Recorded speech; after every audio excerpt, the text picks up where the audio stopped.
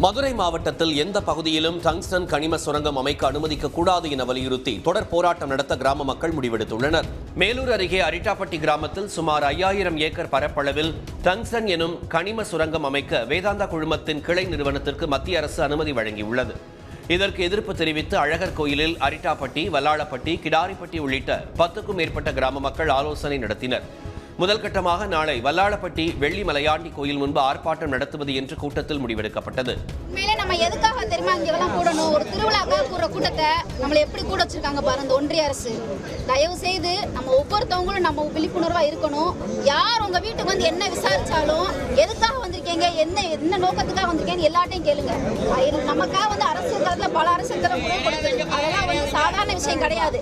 ஆனா மலையை நோன்ற அளவுக்கு நம்ம இவ்வளவு தூரத்துக்கு தைரியம் வருதுன்னா இங்க மட்டும் இல்ல, இது சும்மா ஒரு அரிட்டாப்பட்டியில நடக்கிற ஒரு 10 கிராமத்துக்கு நடக்கிற பிரச்சனை மட்டும் இல்ல, இது ஒட்டுமொத்த மதுரையை அழிக்கக்கூடிய ஒரு விஷயமாகுது. பொதுமக்களின் தொடர் போராட்டங்களை ஒருங்கிணைக்க ஒவ்வொரு கிராமத்தில் இருந்தும் 2 நபர்கள் கொண்ட ஒருங்கிணைப்பு குழுவை உருவாக்குவது எனவும் கூட்டத்தில்